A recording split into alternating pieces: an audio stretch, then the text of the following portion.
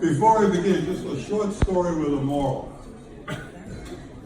Once I was picked to give this thing tonight, I got advice from two people. And on the surface, the advice seemed very, very similar. But as you analyze it a little bit, it turns out it wasn't so similar. The first one was Graham, who said, whatever you do, keep it short. He wasn't very specific about what short meant, but as I just sort of looked at his motions and his face, it was as if he was renting this room by the minute. Now, I got very similar sounding advice from another member of the Scotch Club. Chris also told me to keep it short. But he was coming at it more from the viewpoint of an archaeologist. Just a different time dimension. Okay. It's a pleasure and honor to speak with you tonight, and I will in fact keep this short.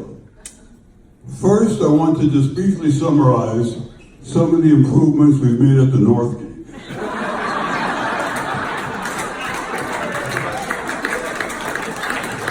And then we're going to look at Terry. Oh shit, this is the wrong speech. Give me the right papers.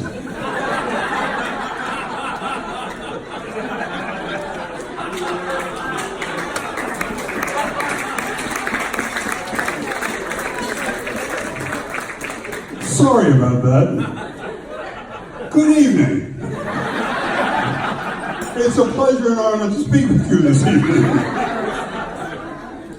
I can't say enough good things about one particular lassie. She's beautiful with long hair, very intelligent, loyal and loving, sensitive, a superb companion, supportive and dependable, adaptable, and she loves to cuddle. Yes, once in a while I get scratches from when we're playing, but I'm sure it's not intentional.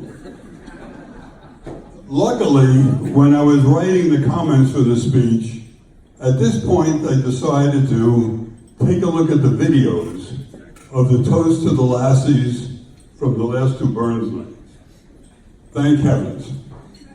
If I hadn't looked, I'd be standing here as a fool, telling you that when I was young, and yes, I really was young once, but when I was young, I was so jealous of little Timmy Martin and his wonderful dog. Hard to believe that the Lassie show was on TV for 19 years. But fortunately, I realized that was the wrong Lassie.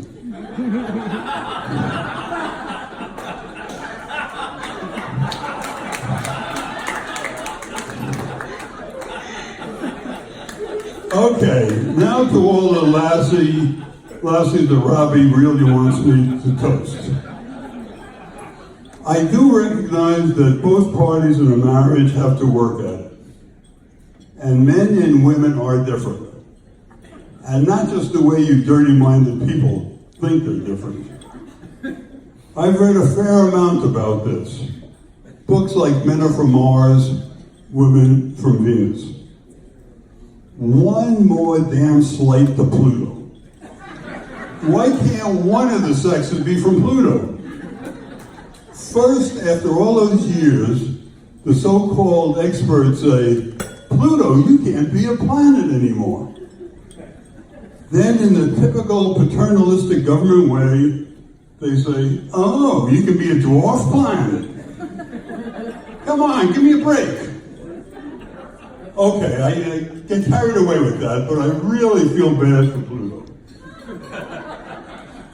So I've read a lot about these relationships in books and articles.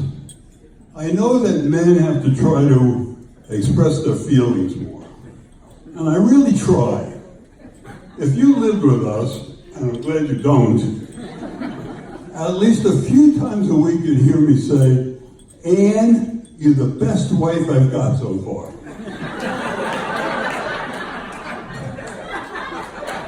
I I don't know what's wrong, but I never get the warm and enthusiastic response that I expect.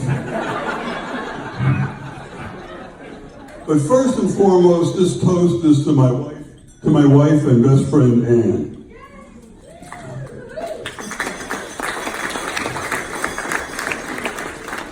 I really lucked out.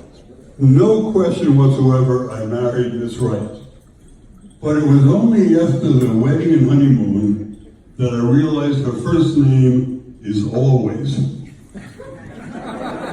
Always right, you with me? Okay.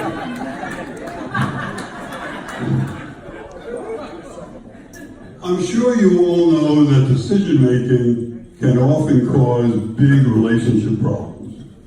Fortunately, Ann and I have developed a very effective system. We've agreed that I would handle all the big decisions and she would take care of the others. Right now, I am totally focused on North Korea and Iran. And she is making all the other decisions.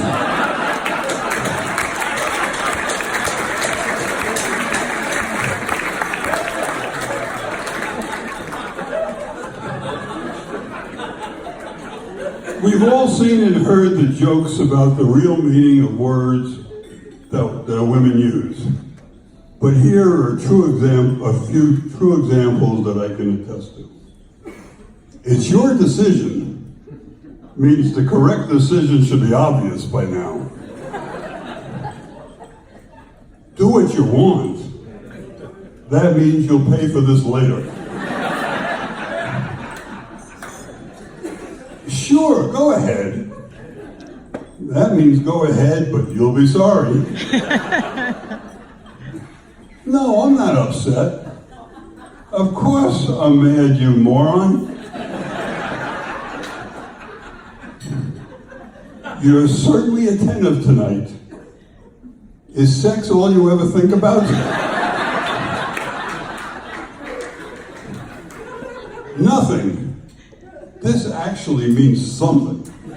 And you laddies better be very careful. And then there's a loud sigh. It's not actually a word, but it's used quite often. This really means you're an idiot, and I wonder why I'm wasting my time standing here arguing with you. Thanks. She's actually thanking you. Don't faint. Just say you're welcome. Thanks a lot. This is totally different than thanks. Thanks a lot is say when she's really ticked off at you. You must have done something to get her upset in a major way. And thanks a lot is often followed by a loud sigh. Sadly, sometimes our sex drives are not well aligned. Oh, you want an example? This will not be pornographic. No. Last Saturday evening, I asked, Hon, should we try swapping positions tonight? She answered, sure. That's a great idea. You stand by the stove, and I'll sit in front of the TV and pass wind.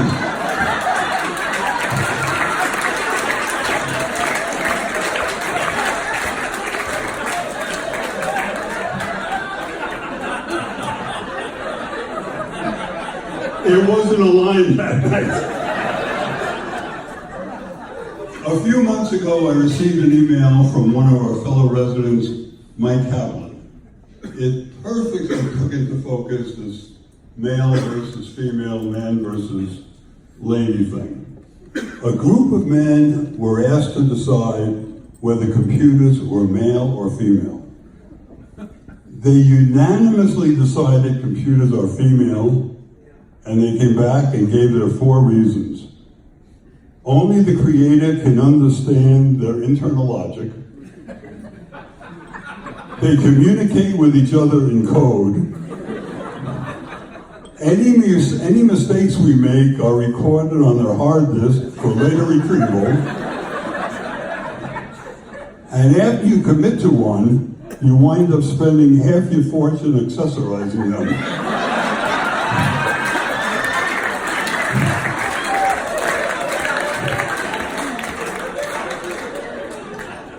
Nonetheless, I'm the luckiest laddie in the world. So why don't all the laddies in the room stand and join me in toasting your laddie, your lassie, and all the lassies we have. Cheers.